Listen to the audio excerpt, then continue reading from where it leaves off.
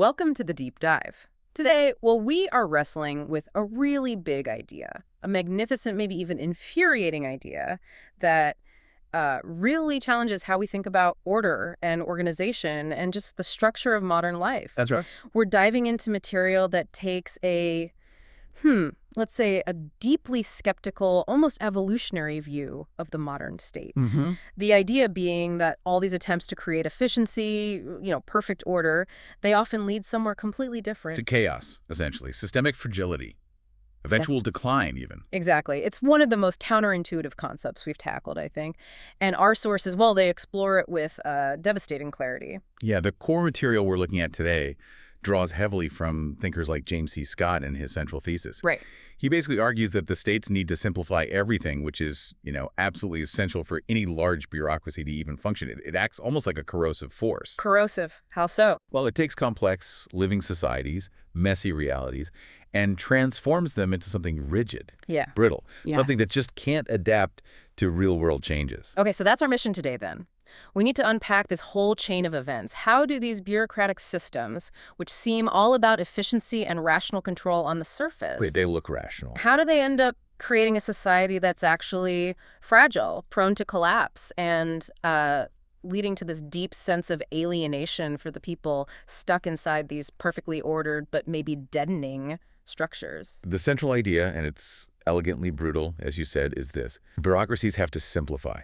They have to take complex organic things, human relationships, ecosystems, economies, real life, exactly, and they reduce it down for the sake of standardized control, centralized efficiency. But that simplification, that's the failure mechanism right there. By boiling down messy reality into manageable, abstract categories, they simultaneously drain the system of its resilience, its adaptability, all that crucial local knowledge it needs to survive, to innovate. Yeah.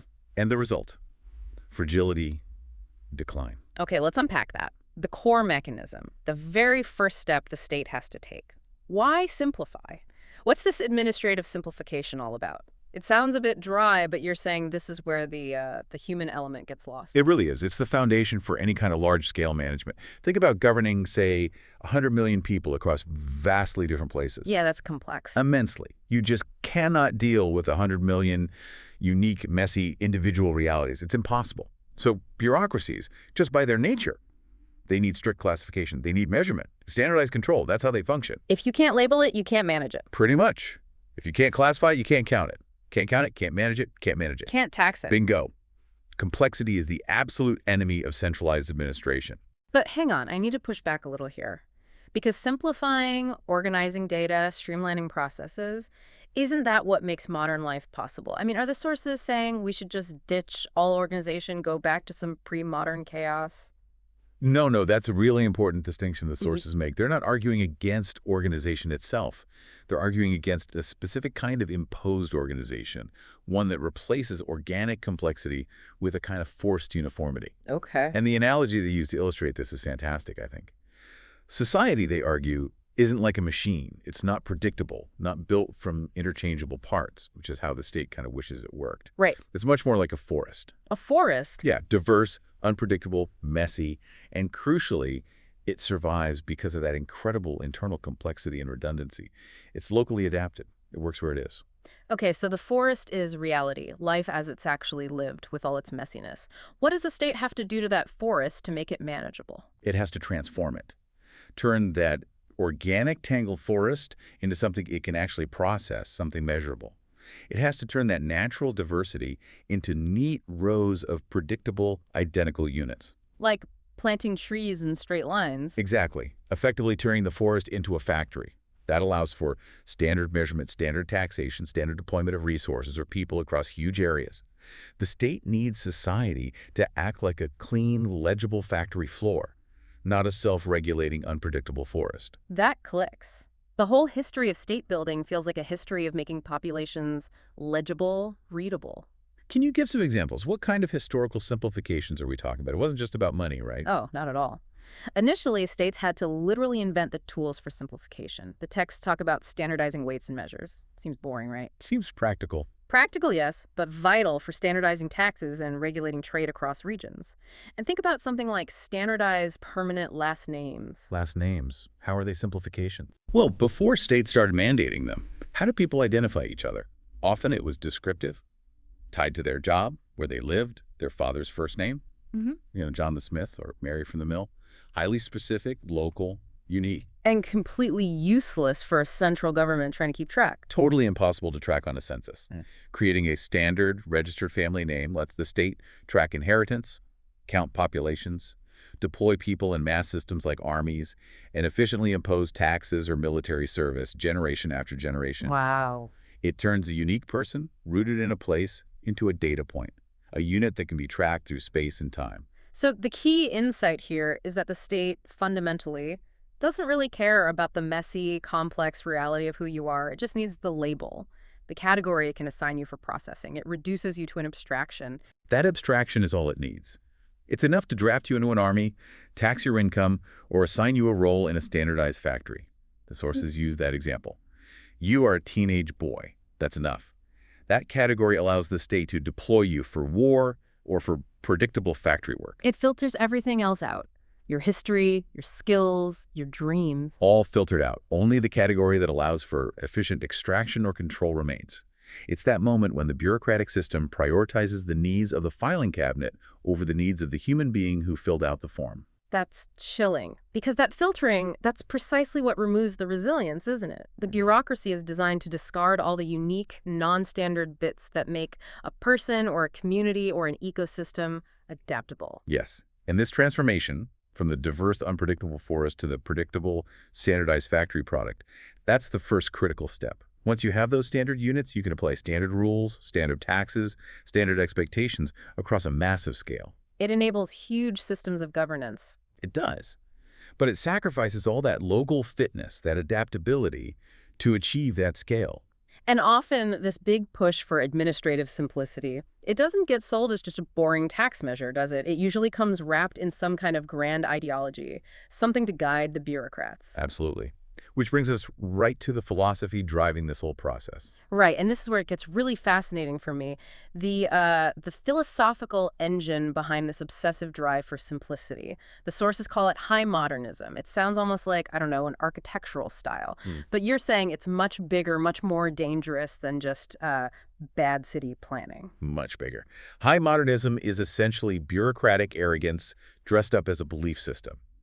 It's what happens when states and the technical experts who run them get supremely overconfident. Overconfident in what? In their scientific and technical power to perfectly engineer society from the top down. They genuinely believe they have the tools, the statistics, the central planning maps, the sociological models to design and enforce a social utopia. So it's this faith that government can be this all-knowing, perfectly rational planner, just use logic to fix messy human problems.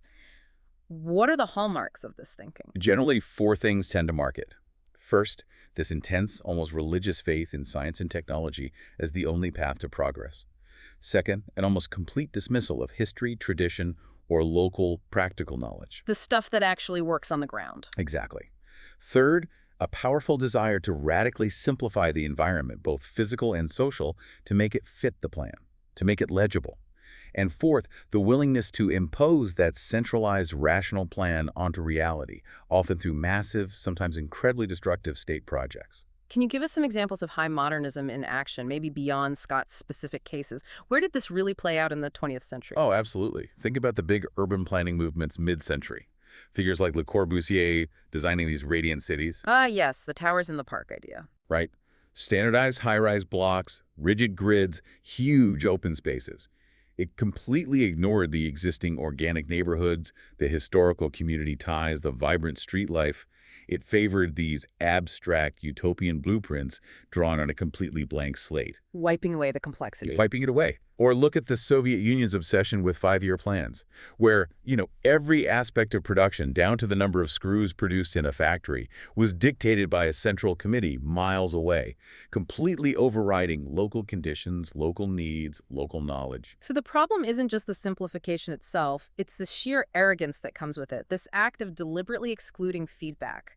High modernism just ignores the subtle, practical, ground-level knowledge that people accumulate over generations.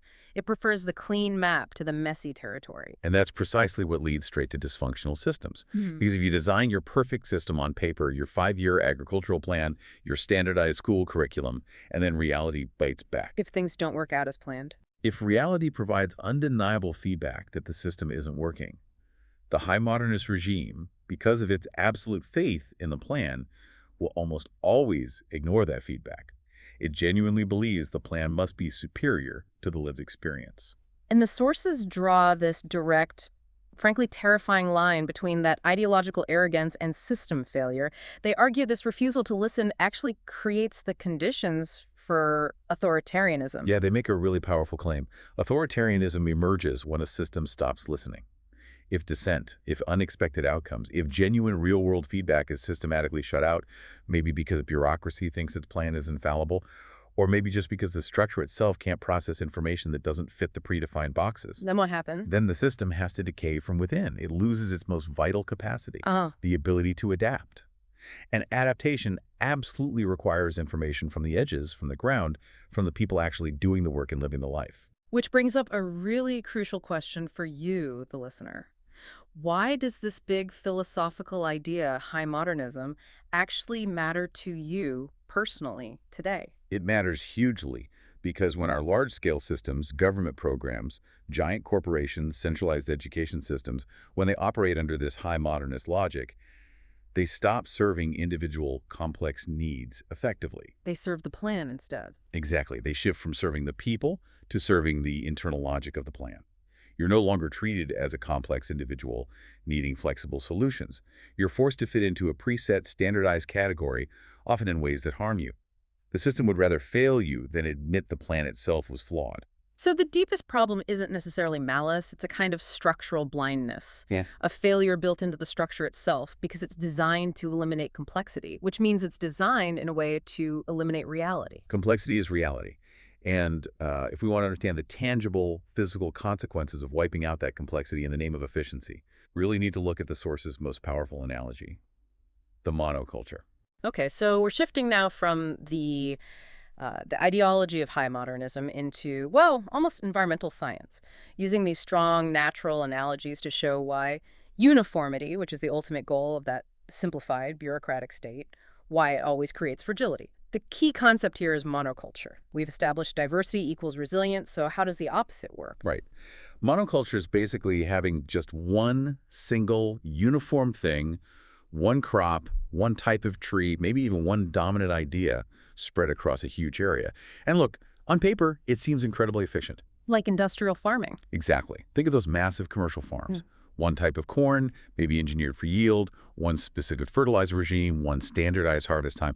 It maximizes output in the short term, absolutely. But the sources argue it's fatally flawed long term. Why? What's the flaw? Because that uniformity wipes out all the natural checks and balances. It removes the redundancies that diversity naturally provides. Okay, let's dive into the specific environmental examples the sources use, because they're so vivid. We have to talk about 19th century German forest management.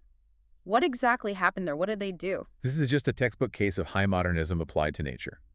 Starting back in the 18th, intensifying in the 19th century, German forestry science decided it wanted maximum timber profit, maximum predictable yield. Okay. So they looked at the existing natural forests, our messy, diverse forests from earlier, and saw them as inefficient, underperforming assets, basically. So what did they do? They cleared them. Sometimes they even deliberately burned them down, and they replaced them with these highly uniform plantations of fast-growing, commercially valuable species. The big one was the Norway spruce, or sometimes Scots pine, optimized for quick growth, easy harvesting, standardized logs. Sounds like a smart industrial approach, right? High yield, fast turnover, predictable supply chain. So where did this simplification go wrong? It went wrong everywhere, just over a longer time scale. These simplified single-species forests, they lacked biodiversity at every single level. For instance, the lack of different kinds of leaves falling changed the soil. It robbed it of essential nutrients. The humus layer thinned out. Oh, unseen consequences. Totally unseen or ignored. And because all the trees were the same species, genetically similar, they were all vulnerable to the exact same diseases and pests. So when a specific insect, like a bark beetle or a particular type of fungal blight arrived, It had an all-you-can-eat buffet. precisely, a massive, homogeneous food source stretching for miles with no natural enemies present, no resistant trees to slow it down, it just ripped through. It created the perfect conditions for catastrophic failure. Absolutely. They had traded away long-term ecological resilience for short-term administrative legibility and profit. Over decades, these managed scientific forests became incredibly vulnerable, not just to pests and disease, but even to things like strong winds, because the root systems weren't as diverse and anchoring. Eventually, they started experiencing widespread die-offs, Waldsterben, Forest death. forest death. The administrators had successfully measured, controlled, and ultimately damaged the very ecosystem they were trying to optimize, all in the name of efficiency. Okay, now we have to connect this biological lesson directly to human society. Let's use the source's critique of forced collectivization in Tanzania. This wasn't about trees, it was about people's food, their survival. Yes, and it's tragically the exact same failure mechanism, just applied to agriculture and social organization. In Tanzania, after independence, the government, heavily influenced by these high modernist, top-down planning ideas, pushed farmers into huge collective farms, Ujamaa villages. Moving them away from their traditional ways. Completely. Away from traditional, small-scale, locally adapted farming.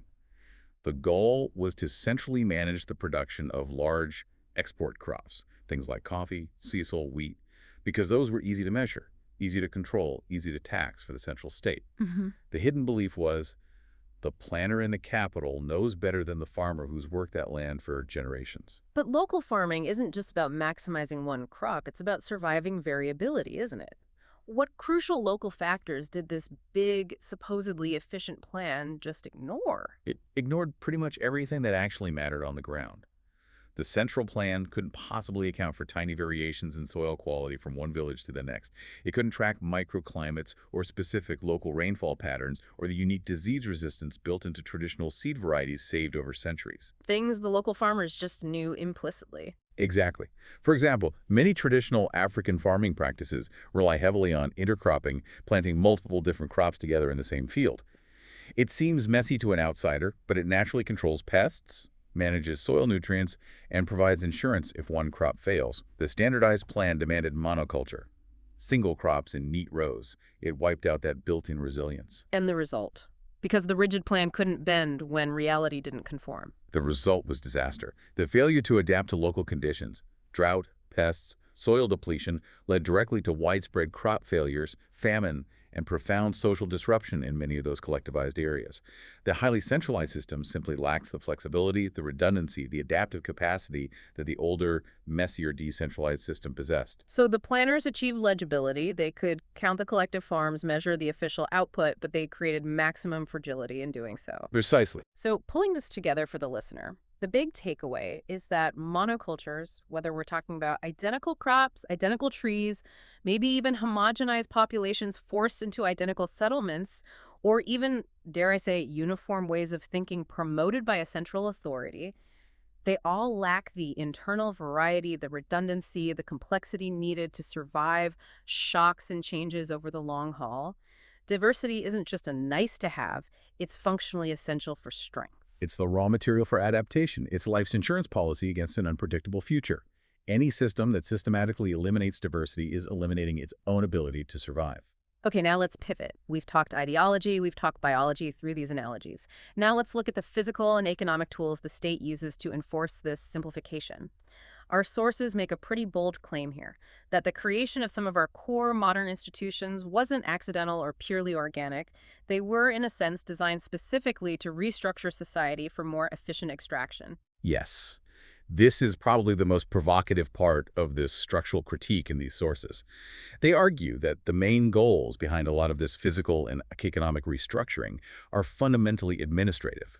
It's about enabling the efficient extraction of labor value, the efficient collection of taxes, and maximizing political control over the population. Before all this modern bureaucratic structuring happened, life was, from an administrator's point of view, incredibly difficult to manage, wasn't it? The sources point out that historically, most people were relatively self-sufficient. They relied on local barter, complex webs of reciprocal exchange, small family farms. It was complex, decentralized, deeply embedded in local context, and therefore almost impossible to centrally monitor or tax effectively. Imagine trying to assess the income of a farmer who barters surplus eggs for blacksmithing services. A nightmare for the taxman. A complete nightmare. So the state needed to simplify the basic unit it was dealing with. Transform the citizen from someone embedded in this complex local web into a cleaner, more standardized unit. And the primary tools for achieving this transformation, according to the sources, were the deliberate encouragement and sometimes enforcement of cities and factories. So urbanization and industrialization weren't just inevitable forces.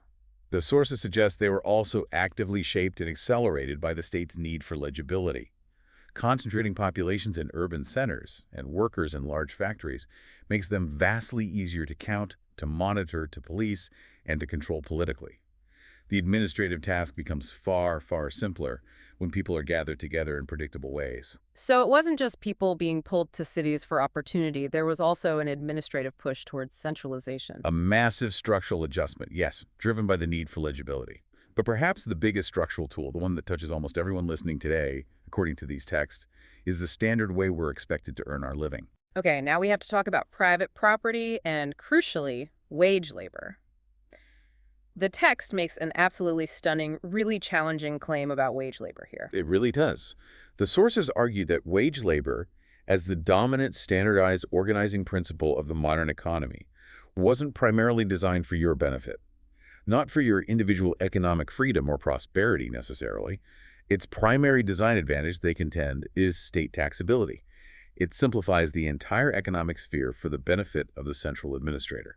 Whoa. Okay, let's unpack that because that completely reframes how most of us think about having a job, earning a salary. We see it as the path to stability, maybe wealth. How does the state see it differently, according to this view? From the state's perspective, wage labor creates the perfect, measurable, standardized unit for extraction income. Think back to that nightmare of taxing the bartering farmer with variable harvests and non-monetary exchanges. Opaque, messy, incredibly costly to administer. You'd need an army of specialized assessors just to figure it out. Exactly. Now contrast that with standardized wage labor. Typically you have one employer. That employer reports a single standardized number, your salary or wage, usually at regular intervals. The state can then extract a standardized percentage of that income, often automatically, right at the source through withholding. PYE, pay as you earn. Precisely. Wage labor is clean, it's standardized, it's perfectly legible and supremely efficient to tax. It transforms the incredible complexity of actual economic life into a simple, abstract number, a salary that the bureaucracy can easily manage and extract from. So the implication here is pretty radical. These core features of modern life, centralized cities, big factories, and especially the dominance of wage labor, they aren't just the natural outcome of progress or free markets. They are, at least in part, intentionally planned administrative structures. Structures designed for efficient extraction and control by a central authority. They are the physical manifestation of the state's deep-seated need for legibility. They effectively turn that dynamic, messy, organic forest of real economic activity into the predictable, quantifiable factory floor, where the output, your income, is easily tallied and the state's share taxes is easily skimmed off the top. It sounds almost conspiratorial when you put it like that, but the argument isn't about secret plans, is it? It's about the inherent logic of administrative systems. The state simply prefers predictable revenue streams over unpredictable complexity. Exactly. It's a structural bias. And that administrative preference, that love for the predictable, legible, and controllable over the complex and adaptive, is the very engine of fragility, which leads us directly into how these systems are actually performing or underperforming today. Okay, so let's bring this whole critique right into the present day, the 21st century. What does all this systemic, pervasive over-bureaucratization actually mean for us now? The sources point to some really critical, observable contradictions in our modern economy, contradictions that seem to point right back to this fragility of centralization we've been discussing. Yeah, one of the clearest economic symptoms they highlight is something you could call the split market. We're seeing this massive and growing gap between the prices of, say, physical consumer goods and the prices of essential services. And that gap tells a story about where bureaucratic monopolies might be killing efficiency. Okay, explain that split. On one side, we have things like consumer electronics, clothes, appliances. Right. Stuff. physical goods. For many of these things, if you adjust for quality improvements and inflation, the prices have actually been falling, or at least staying relatively stable over decades. That's largely thanks to global competition, efficient manufacturing, relatively free market dynamics. That's where the market seems to be working, delivering value. But then look at the other side. Right. Look at the essential services that basically determine your quality of life, your ability to participate in society. We're talking healthcare, education, and housing. The big ones. The really big ones. And what's happening with their prices, they're skyrocketing, becoming crushingly unaffordable for huge segments of the population, growing much, much faster than wages or general inflation in many developed countries. And the sources offer a pretty clear kind of discussion explanation for why there's this huge difference, connecting it straight back to the core thesis about bureaucratic fragility and control. Exactly. These sectors where costs are exploding, healthcare, higher education, housing in many desirable areas, these are precisely the sectors most heavily controlled by, subsidized by, or intensely regulated by bureaucratic systems, often with monopolistic characteristics. Okay. The centralization of control, the layers of regulation, mean that actual efficiency often gets sacrificed on the altar of compliance, of meeting standardized rules, filling out forms, navigating complex administrative procedures. Competition is often stifled, not encouraged, and the incentives within these systems often favor the growth of the bureaucracy itself. More administrators, more compliance officers, bigger departments. Like the university administration cost explosion. That's a classic example. The actual cost of teaching, the professor's salaries, hasn't necessarily ballooned at the same rate as the administrative overhead. All the people hired to ensure compliance with ever more complex regulations handed down from central bodies. That's where a huge chunk of the cost increase comes from. It's bureaucratic complexity feeding itself, driving up tuition, often without a corresponding increase in the quality of the education you receive. So the cost of compliance, the endless paperwork, the standardized metrics everyone has to meet, the regulatory hoops imposed by central authorities, that's just pure overhead. Cost without adding real value to the actual service being delivered. We're literally paying the price for the high modernist dream of perfectly regulated systems. In many ways, yes. The structure demands legibility and compliance, and achieving that compliance costs enormous amounts of money and resources, diverting them from the core mission. And this ties into an even more, well, disturbing finding in the sources that touches on our whole perception of financial well-being, what they call the illusion of wealth. This brings the bureaucratic critique right into the heart of monetary policy. It does, because the standard ways we measure prosperity, things like the stock market index, GDP growth figures, they're often held up as proof that the system is fundamentally working, right? Look, the market's going up. Yeah, the Dow Jones, the S&P 500, measured in dollars, they generally trend upwards over the long term. And that's presented as solid evidence of economic health, of progress. But the sources suggest we perform a little reality check, what they call the goal check. Instead of measuring the value of, say, the S&P 500 index in US dollars, a fiat currency whose supply can be expanded by a central authority measure its value against something relatively fixed, a non-state commodity benchmark like gold. What happens then? What we find. Often, you find something quite different. The real value of those stocks, when priced in gold, hasn't shown the same dramatic, consistent upward trend. In some significant historical periods, it's been stagnant or has actually fallen quite significantly. Wow. So the perceived growth is less real. It suggests a large part of the perceived growth might be a mirage, a result not necessarily of underlying productive value creation, but potentially of monetary expansion, of the currency itself being devalued over time. And this is enabled by the systemic complexity and centralized control over monetary policy, which is itself another massive state bureaucracy.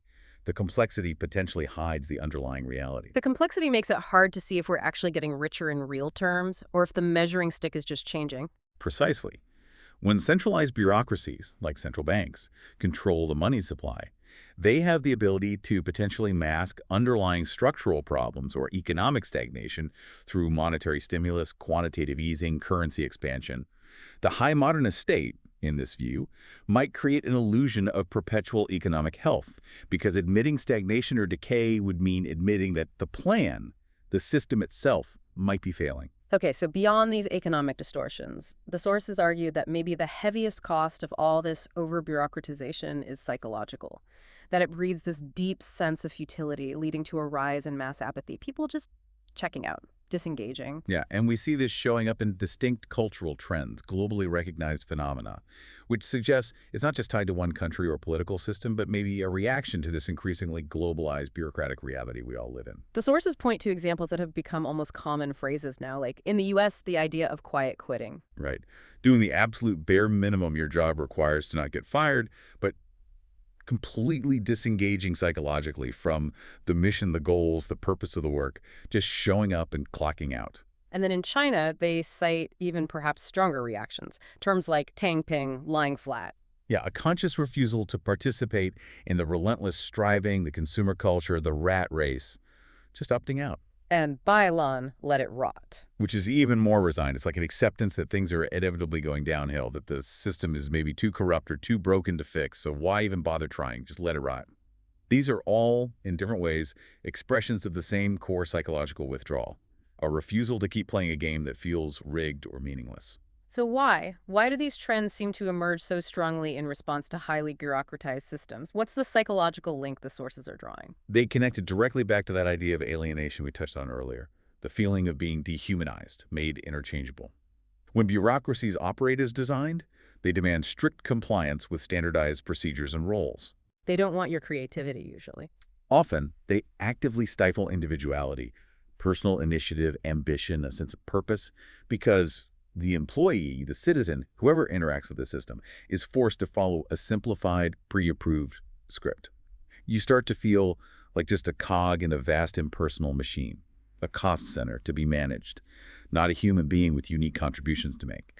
The system has intentionally filtered out your unique complexity, leaving only the standardized function it requires. Yes, and the source material is really quite blunt, quite harsh in describing this feeling of alienation. It says something like, you cannot negotiate, you cannot rise on your own terms, you are told what to do, you are alienated. When you recognize that your specific insights, your personal expertise, your lived experience, that it's all irrelevant to the system. That you're just a number, a replaceable part. A replaceable part in a giant machine designed primarily for legibility, extraction, and control, then apathy, cynicism, disengagement, quiet quitting, lying flat, they start to look like a perfectly rational psychological defense mechanism. Oh. Why invest your soul in a system that doesn't recognize you have one? But I feel I need to just insert a balancing thought here. Yeah. For impartiality. Couldn't someone argue the opposite? That this very standardization, this centralized bureaucratic control actually protects us from local bias, from arbitrary decisions, from petty tyrants, from gross inefficiency at the local level. We have to remember the Gaussian view is just one perspective, albeit a powerful one. No, that's an absolutely crucial counterpoint. Centralized rules and standards often do promise fairness, equality before the law, protection from purely local prejudices or cronyism. That's the appeal, the justification. However, the sources we're exploring argue that this promise often comes at a very high cost. You trade away the potential tyranny of the local for a new kind of tyranny, the tyranny of abstraction, the tyranny of the standardized rule that fits no one perfectly. The centralized system might treat everyone equally, but it might treat everyone equally poorly because it simply cannot adapt to their unique needs and circumstances. They argue that the imposed uniformity of bureaucratic control ultimately suffocates the very adaptability and local responsiveness that true justice and effective problem-solving require. And the psychological cost, this alienation and apathy, it has huge implications for how we govern ourselves, doesn't it? It leads directly to the decline of democracy. Absolutely. As these bureaucratic systems grow larger, as they centralize more power, as their rules become more intricate and rigid, they effectively, even if unintentionally, choke off meaningful democratic participation. Well, why bother voting? Why get involved in local politics or community initiatives if the systems that control your life feel impossibly vast, overwhelmingly complex, and completely resistant to change from the bottom up? The scale itself becomes alienating. It fuels that sense of powerlessness we talked about. People feel increasingly unable to actually shape the decisions that affect their own lives or influence how things are run. And that, in turn, fatally weakens civil society, all those voluntary groups, local associations, the spaces where democracy is actually practiced day to day. And the final, really chilling conclusion of this line of analysis is the realization that the bureaucratic state, in its drive for legibility and control, does more than just manage your actions. It systematically reduces your actual agency, your role in shaping the world around you, by centralizing decision-making, by standardizing procedures and outcomes. It removes the space needed for local experiments, for diverse solutions, for adaptive innovation that bubbles up from below. It replaces messy, creative, sometimes inefficient, but ultimately alive democratic problem solving with rigid, predictable, centrally mandated compliance. Okay, so let's try and synthesize the really profound and frankly quite challenging lessons from this deep dive. The core thread seems to be this. The state's natural, maybe inevitable drive for administrative simplification, often turbocharged by the arrogance of high modernist thinking, tends to transform resilient, diverse, complex societies into fragile monocultures economically, ecologically, and even psychologically. Right. And this imposed uniformity, this rejection of complexity, ultimately leads to predictable kinds of systemic failure. We see it in economic contradictions like skyrocketing costs for essential services. We see it in potentially illusory measures of prosperity. And we see it in the huge psychological toll, this rise of apathy, cynicism, and the steady erosion of meaningful democratic engagement. James C. Scott's work and the sources building on it really serve as a powerful, maybe unsettling cautionary tale.